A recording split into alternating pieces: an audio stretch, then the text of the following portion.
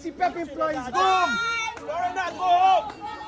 Hey, you go home. You got foreigner. Get out of here. We want the highway. We want the highway. We want the highway. We want the highway. We want the highway. We want the highway. We want the highway. Kunlalsingh go home. Kunlalsingh go home. Kunlalsingh go home. We want the highway. Kunlalsingh go home. Kunlalsingh leave. Leave Debe. Leave Debe. Kunlalsingh leave Debe alone. We want that.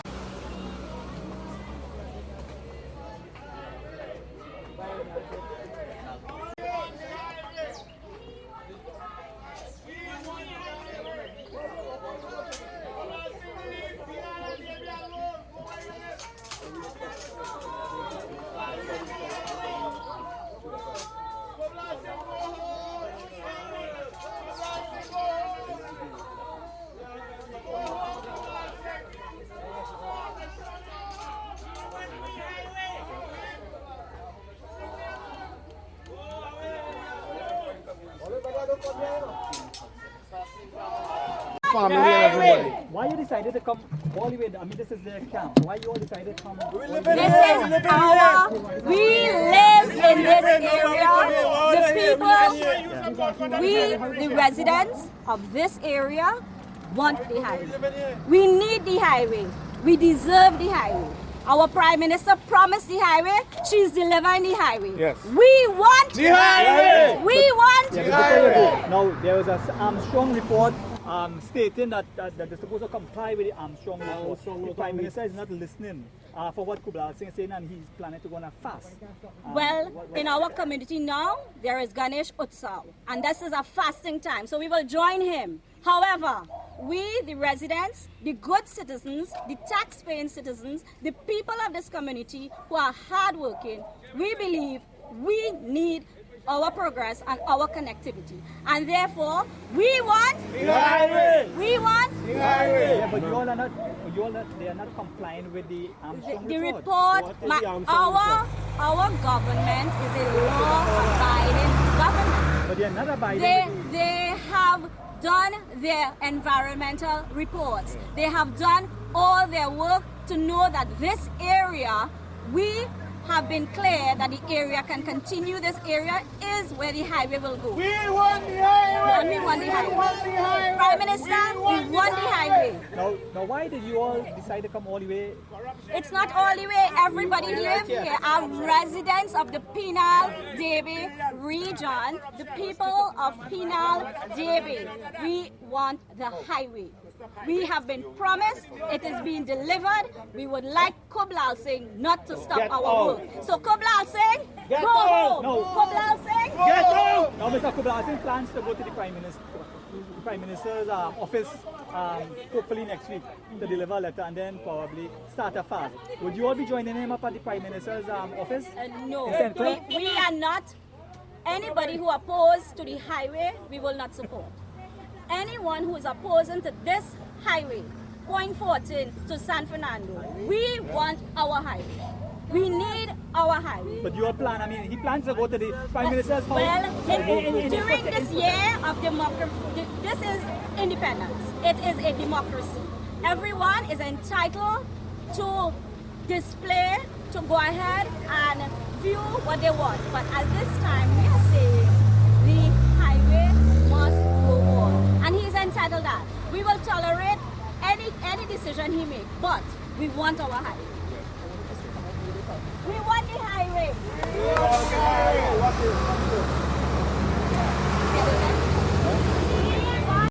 So, like I said, he's planning to go to the Prime Minister's office in St. Clair. Are you all going to be doing the same also? Yes. Anywhere there is opposition to this highway, we will be there. Have no fear. We plan also, if he's going in front of the Prime Minister's residence, we too will go there. Because we must continue to ask and plead with our Prime Minister, finish our highway. We want... Ma'am, introduce yourself please and a contact number. Very important thing, development for our children, especially Debe and its surrounding areas.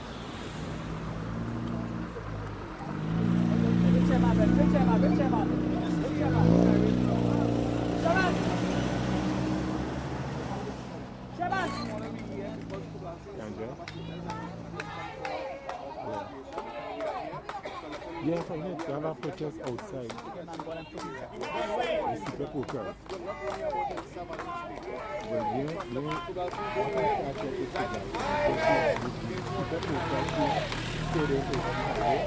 But that's going on.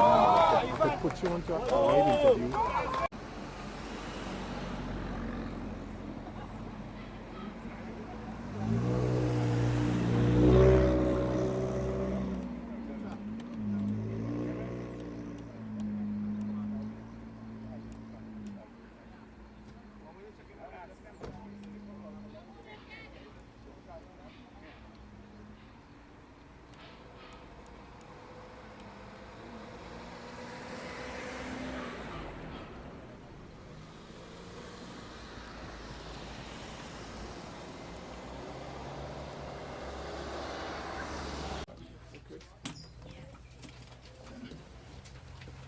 Right, it's Vandana Budhai. The family is an affected family and they've been part of a struggle for a very, very long time. And on my far right, it's Elizabeth Rambarose, who is also part of the struggle for a long time. She lives in Gandhi village and her land and the family's land is also affected. So we will start with Vandana Budhai, who will read out an address. It's directly addressed to the public and to the Prime Minister. And then I myself will make an announcement and then you're free to ask me any questions that you wish. Thank you very much. Hi, good morning, everyone. Hold on for 1 second, please. Pass me that cake. Bring me in.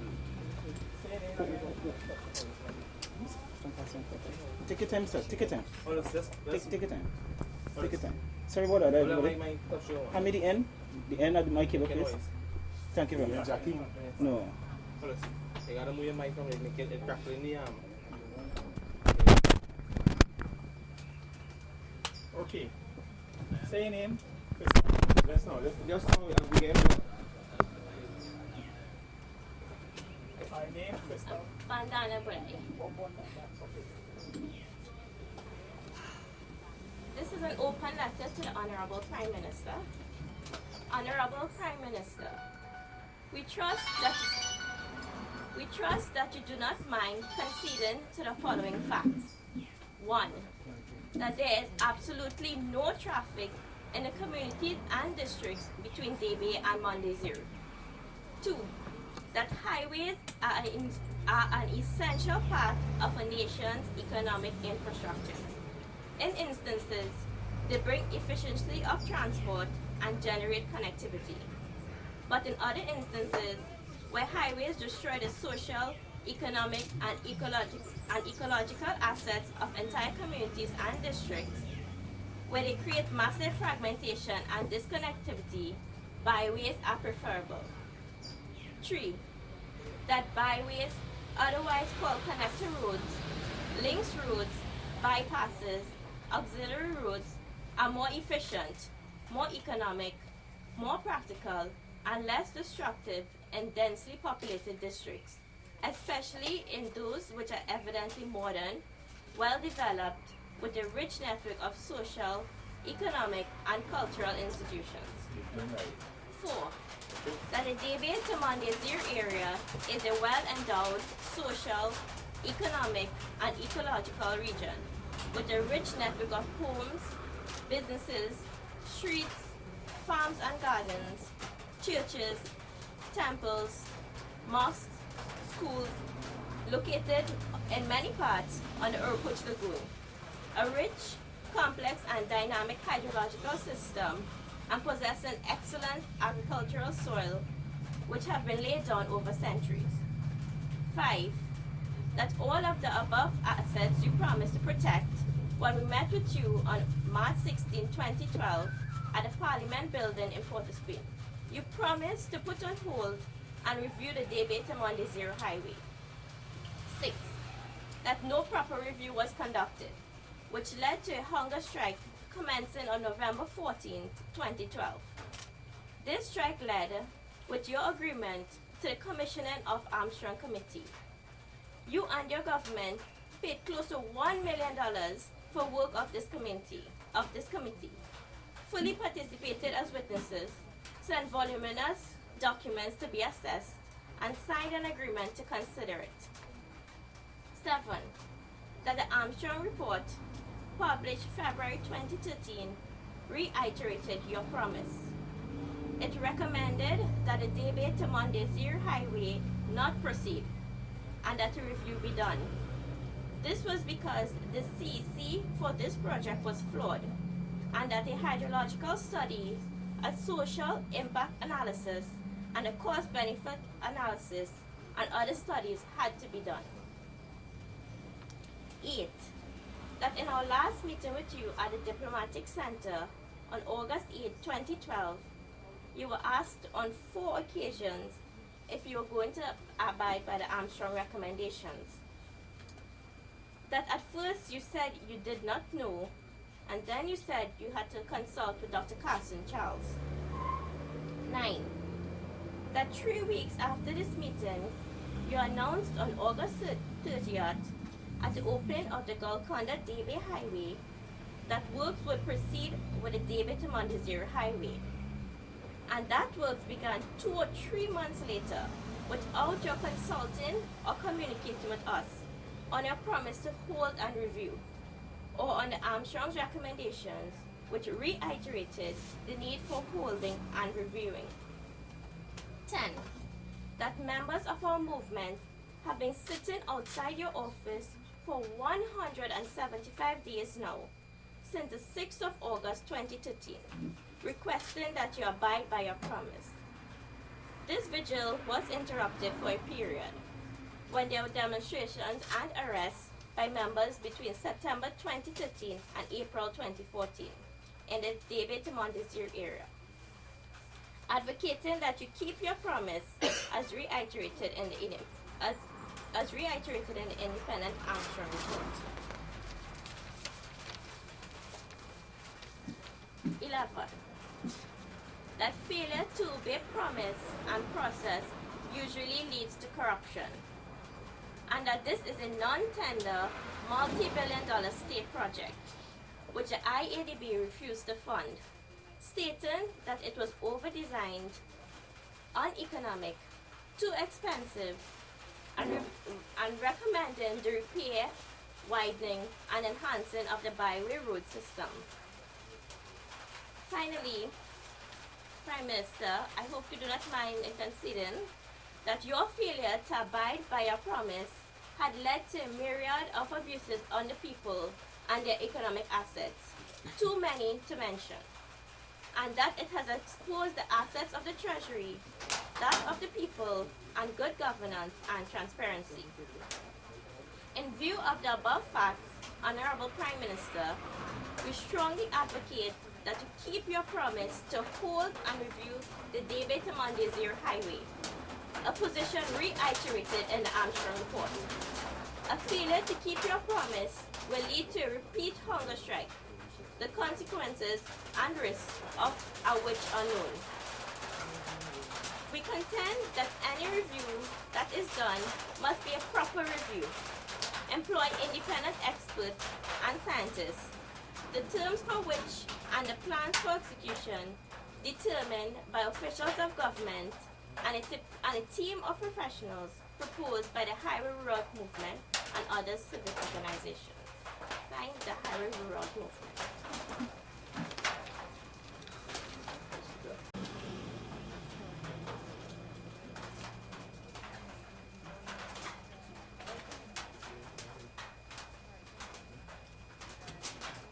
All right, I would like to start from Peter Mitchell, our senior bassman,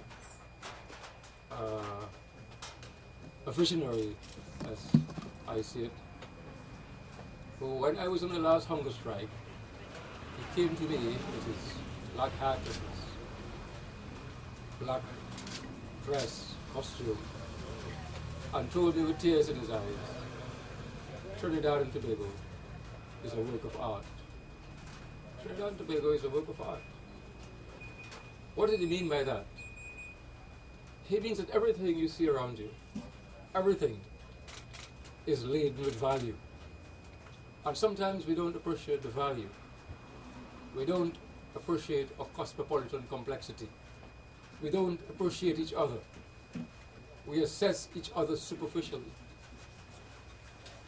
Everything must be looked at first instance, and to really appreciate the value, you look again and again, like a poem, like a work of art, to really, really appreciate the intrinsic value of what we have.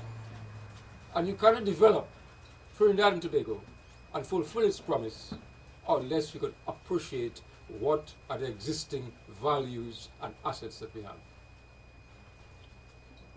In March 2012, it's March 16, 2012, we met the Prime Minister at the Waterfront Complex at the Parliament building.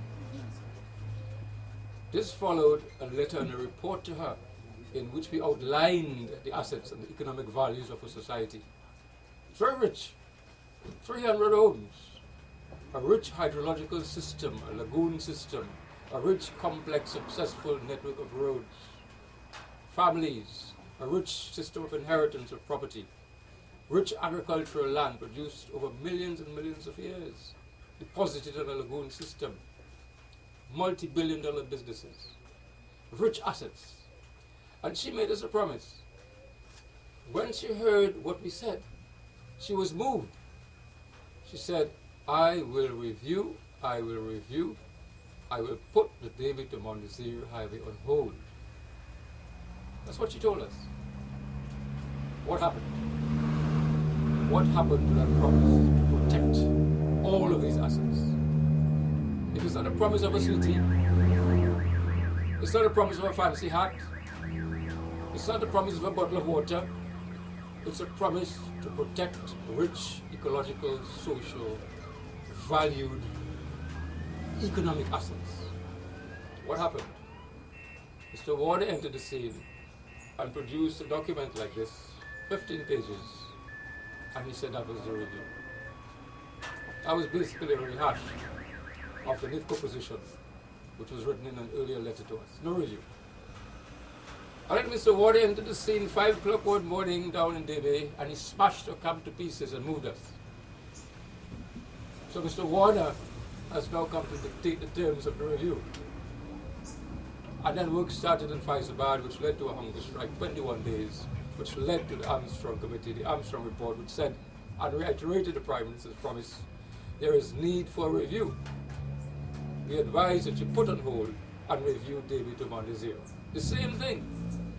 You need to do a hydrological study, a cost-benefit analysis, a social impact analysis, the CEC's flowing.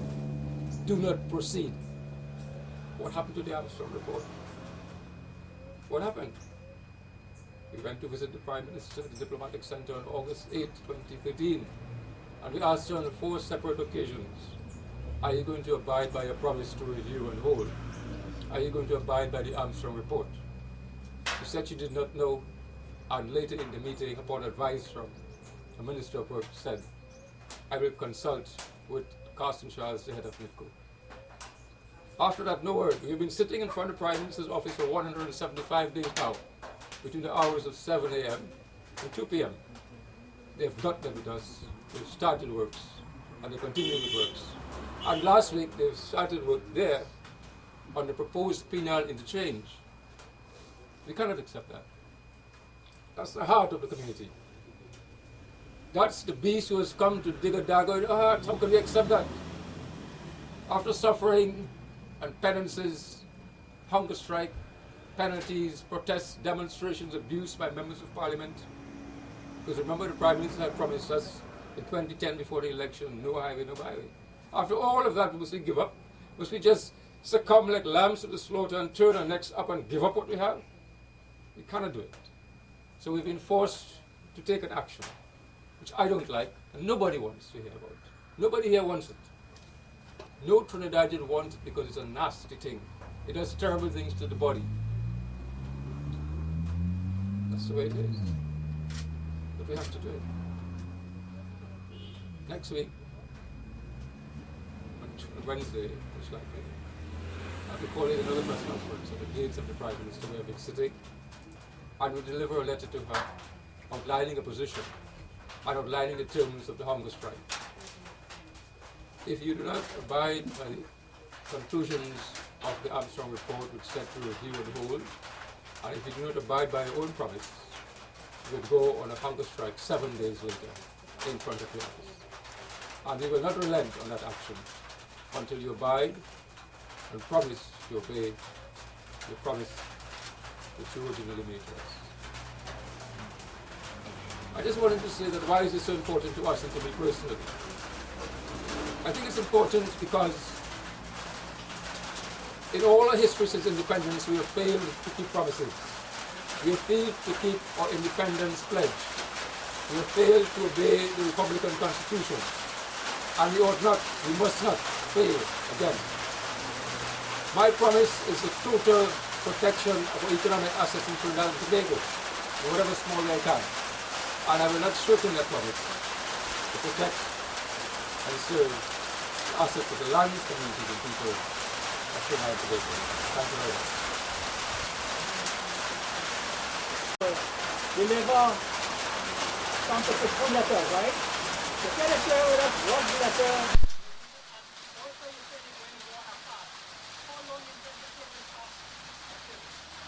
Well, we're asking the Prime Minister to do something.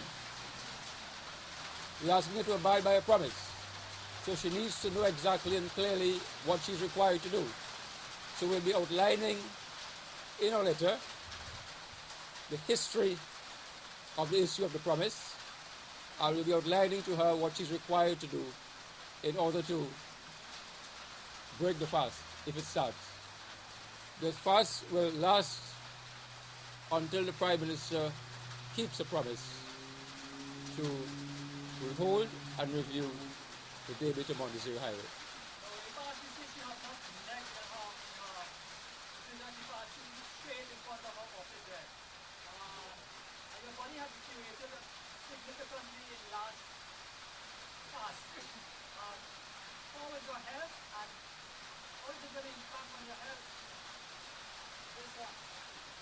Well, that's a very good point. Yeah, because I'm not as strong as I was then. But I rely on the Spirit, Mr. Tulsi. And I think that once I put my body forward and I put our principles forward, we will get the support of Trinidad and Tobago, many of our supporters, many members of the Highway Route movement, many members of my family will get the support, and the Spirit will carry us through. I do believe so. When I went in the hunger strike last time, I never knew I could fast for 21 days. It is the Spirit that took over and led us to victory, in a sense, a limited victory. We were able to get the Armstrong report, which is a template for good development in Trinidad and Tobago. And this fast, are you, with your family be involved in getting involved, are they against your fast? Well, I said nobody wants it, and everybody's reluctant. I think some members will be there, and some members will not be there.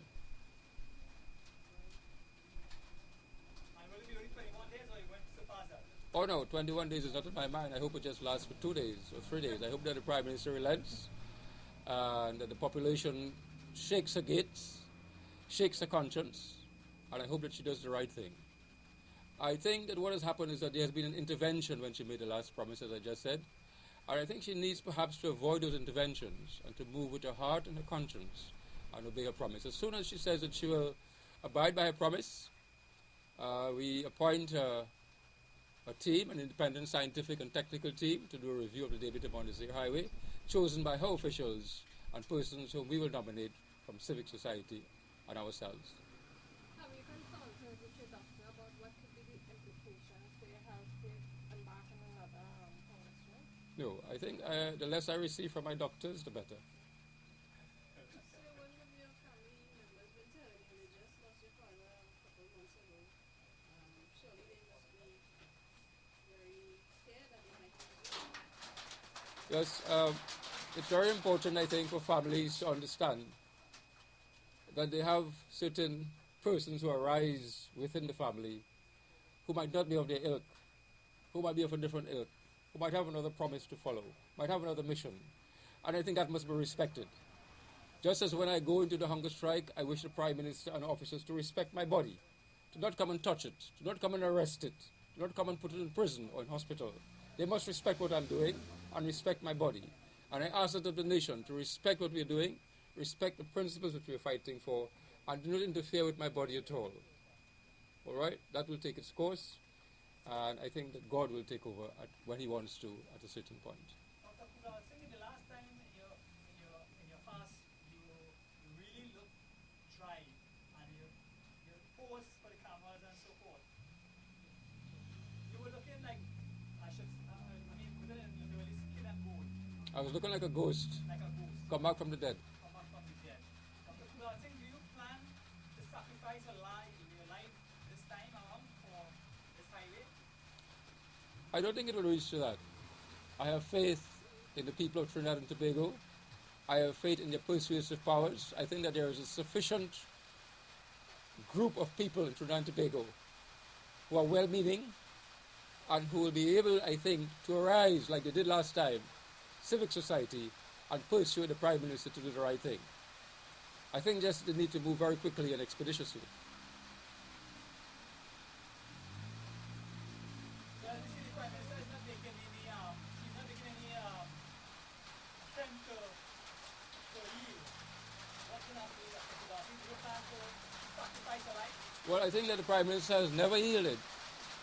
It is the media which has, a diligent media, and diligent civic society groups, and a diligent population which has made her yield. That's the only thing which has made her yield. On her own, she never yields. She's only subject to the pressures from civic institutions such as the media. Yes, miss? Oh no, I hope that other persons will join me. I don't think that they will join me for as long as I may go, but they will join me safely for 24 hours each day.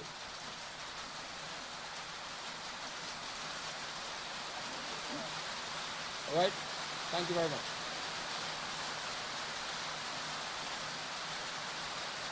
You all got copies of this?